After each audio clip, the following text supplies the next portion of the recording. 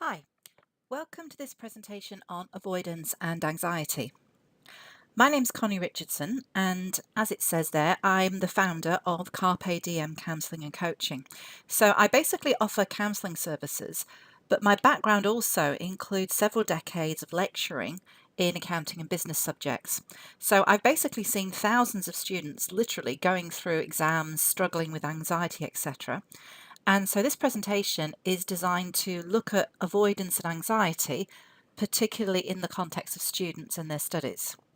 Now, it can also be quite helpful if you're looking at it in terms of avoidance and anxiety generally, but as I say, it is intended to be particularly helpful for students. This is the fourth of my blog posts for students. There are links here. I've done three so far. One is about preparing for uni, what kind of things you have to do to get yourself organised. The second one is about how to get the best out of lectures and studying and tutorials and taking notes and so on. And the third one is about writing assignments. So if you look at my website, you'll be able to read those.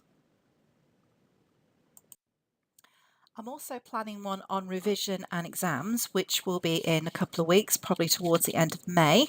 So things to think about then. If you want to make sure that you don't miss any of these posts, if you go to Facebook, you'll find a Facebook page called Carpe Diem Counselling and Coaching. If you basically follow that or like it, you'll get the posts every week. There's quite a few posts on there aimed at students, but there's also lots of other posts at different times on other aspects of emotional well-being that you might find useful. I've also got a website, as it says at the bottom of the page, that gives you information on my background, the business that I offer, the services I offer. There's a link to lots of different resources that you might find helpful, and there's all my past blog posts as well.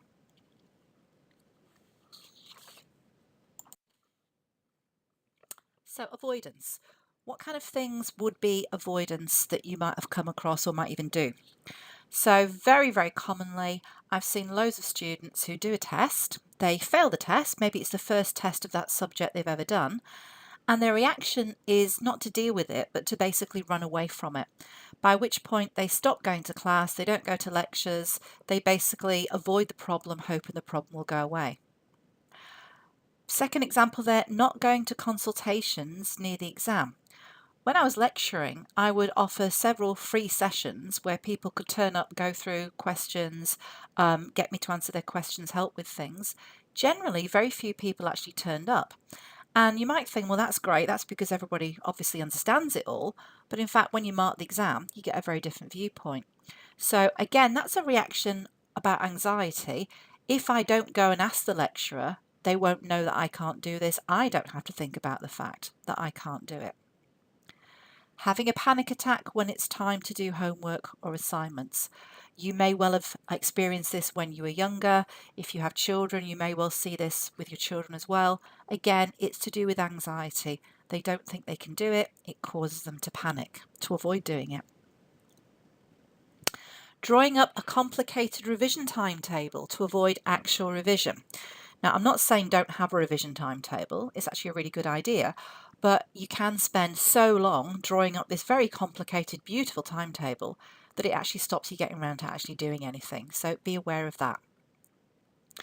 Finally, cleaning your house, rearranging your closet to avoid doing an assignment, or indeed reports. I know quite a few teachers who, when it comes to report writing, their house is absolutely spotless because they don't want to get round to writing those reports. As you can see, procrastination and avoidance have a lot in common. So procrastination is the avoidance of doing a task that needs to be accomplished. I think procrastination is a subject that deserves a presentation of its own because it's a big topic. But just for the moment, what are some common reasons why people might procrastinate?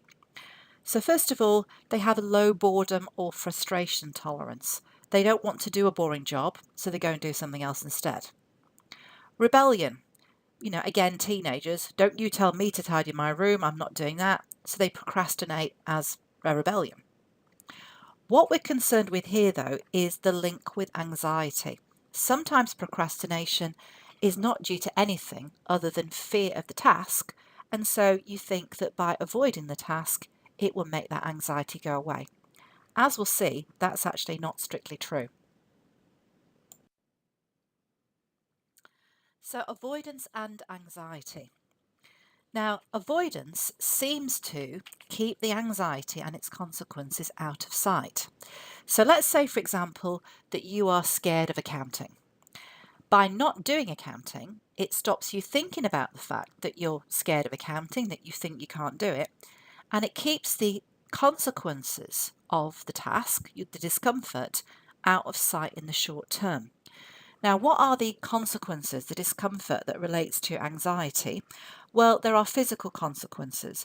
You know, when you're anxious, your tummy feels a bit jittery. You may well have vomiting or diarrhea. Your breathing might get a bit jittery. You might start to panic a little bit. Your breathing gets difficult. You might start having a panic attack. There's also emotional discomfort that the messages you're telling yourself are actually very negative and very unsettling. So, again, take an example: I can't do accounting, I'll avoid doing accounting.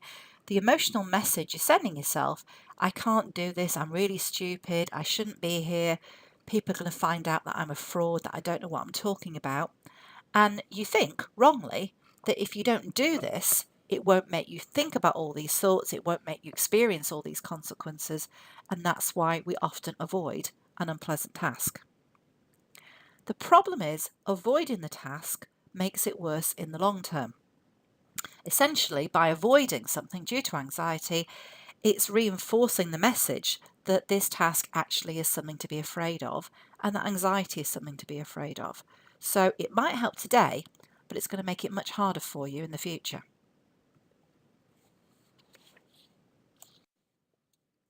Let's take a little example of this. Let's say we have Adam. Adam is concerned that he can't understand accounting, and he's afraid that he's going to fail his exam. Whenever he thinks about accounting, he feels physical and emotional discomfort.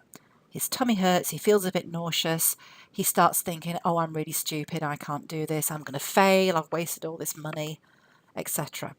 So he basically avoids thinking about it. He avoids going to tutorials in case he gets asked a question, he's worried that he can't answer the question, and he concentrates on his other subjects that he feels confident about. He goes on to fail the unit, and essentially we have a self-fulfilling prophecy.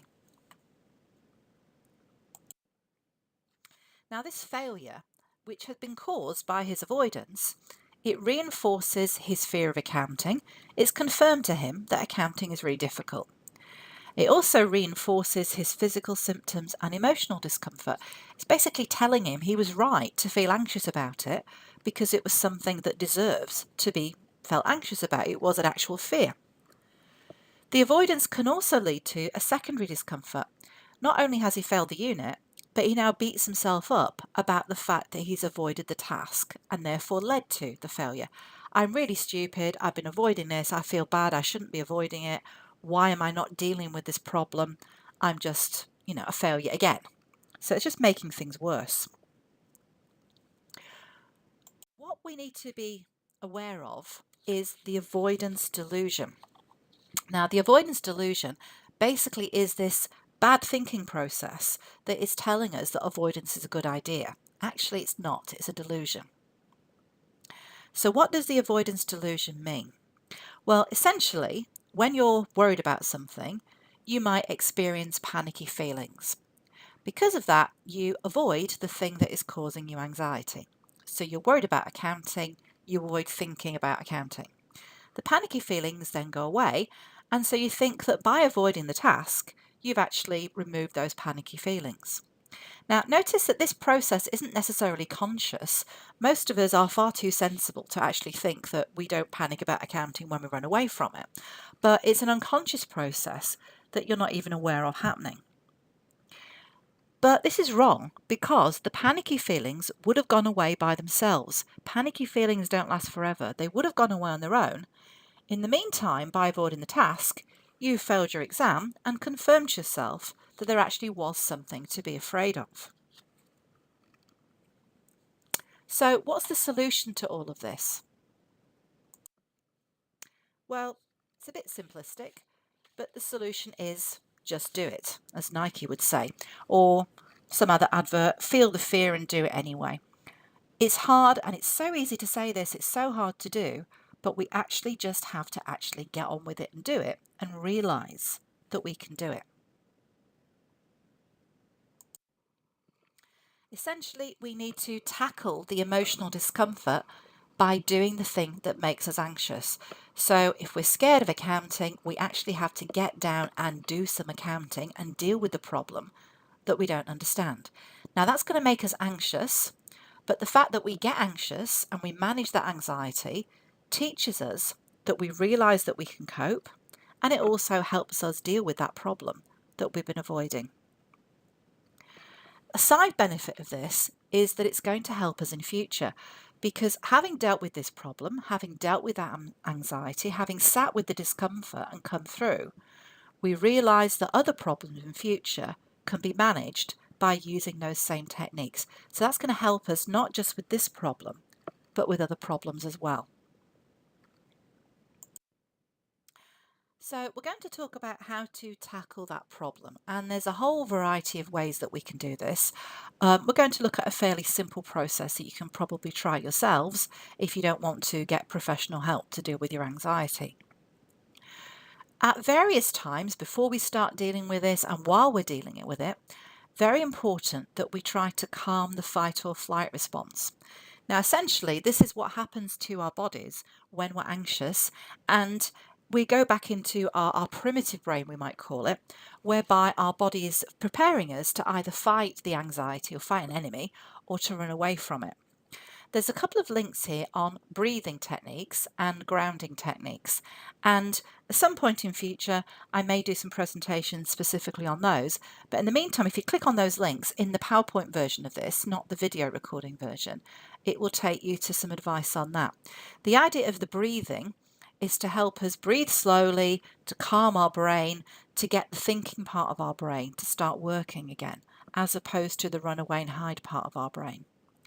And grounding techniques, they're all about bringing us back to the present, because when we're anxious, we have this message going through our brain.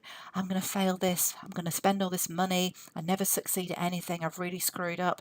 Grounding brings us back to the present, slows down those messages, enables us to think and focus on the task at hand. So have a look at those techniques.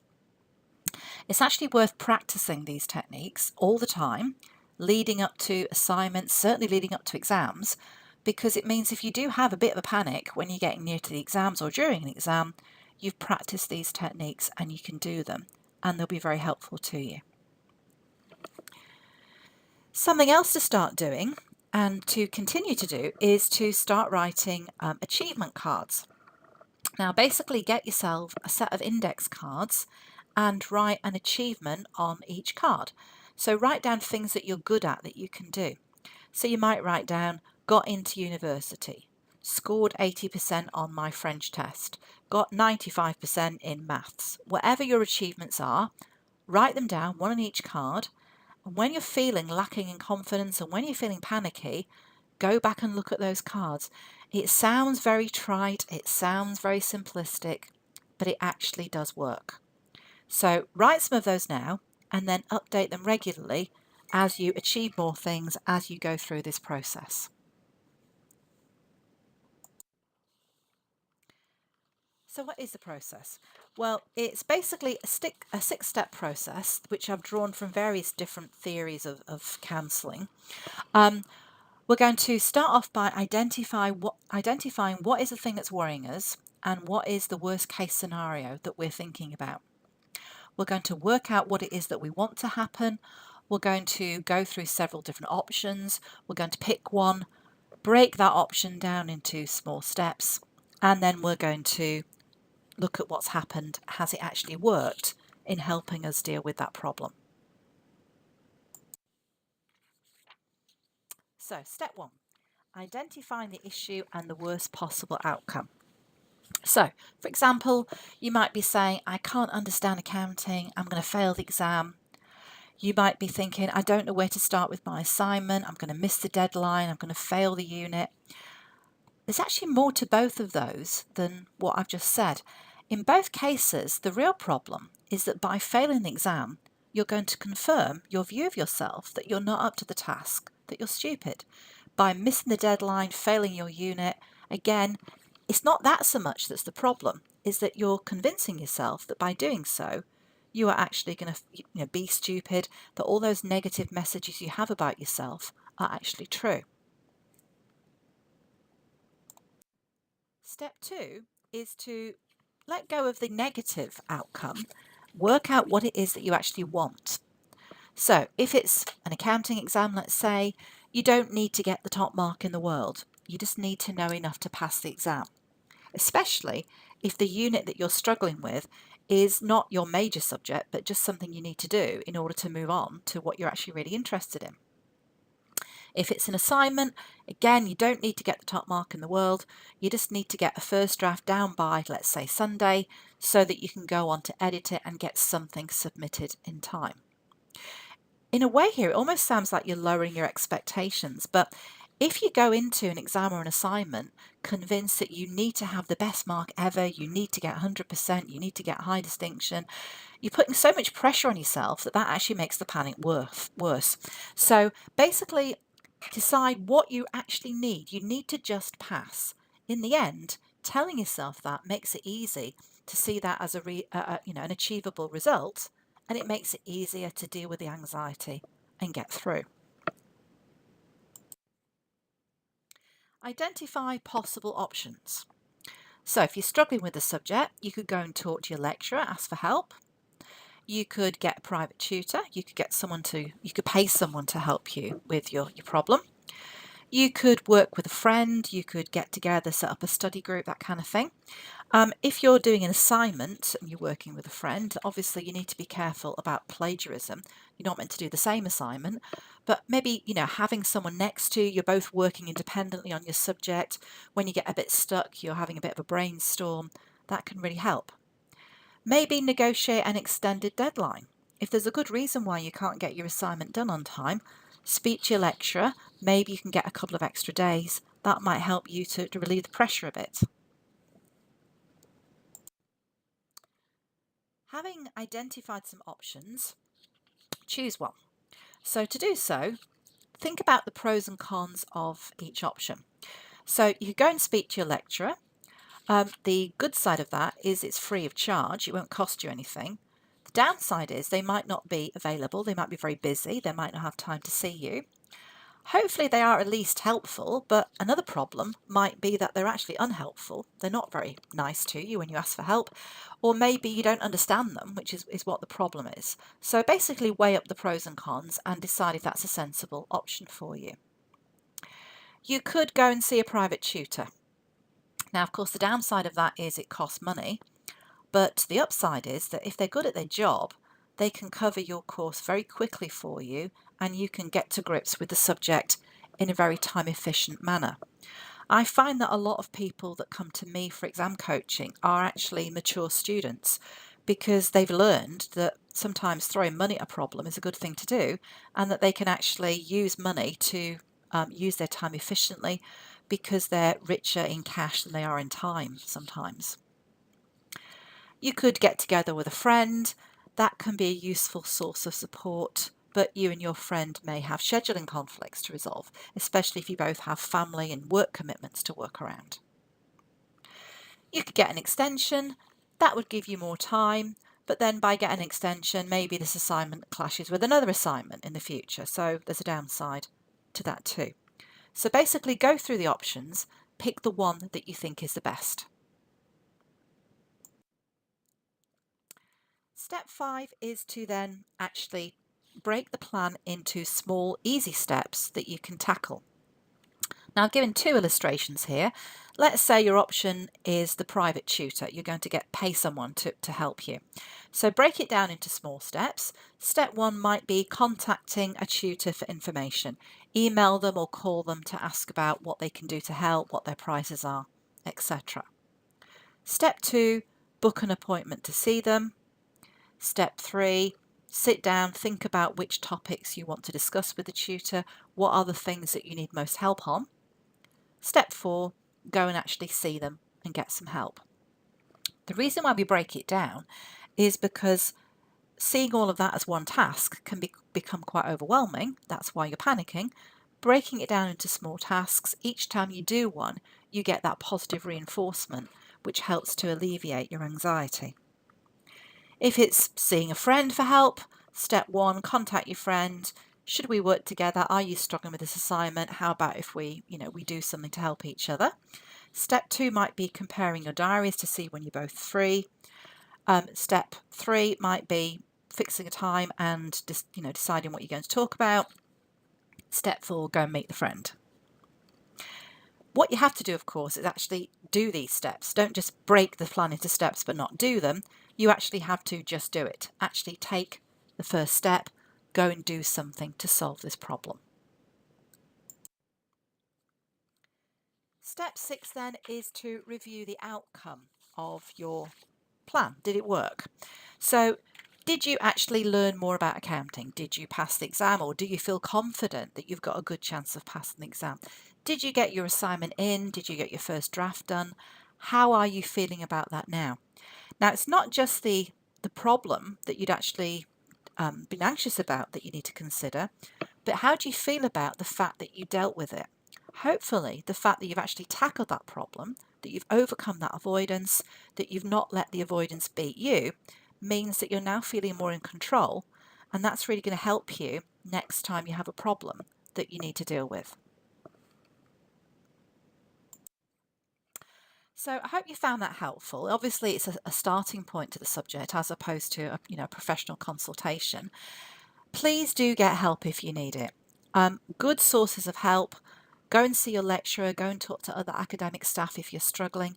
Their job is to help you. They're paid to help you. If you're having issues, maybe student services at your university or the counsellor are good places to start. If you're having trouble out of hours and you just want someone to talk to, there are various people that you can ring, but a good starting point is the Samaritans. Now, I used to be a volunteer at the Samaritans, and people call up for all kinds of reasons. So ringing up to say that you're having a bit of a panic attack about your assignment, they're going to be very, very helpful. They'll want to speak to you. Just getting that off your chest can really, really help. Have a look at my website. There are some links to resources there that you might find helpful, like Samaritans, like other sources of support, and other things that you might want to read. Thank you for listening, and good luck with your assignment, your exam, whatever it is.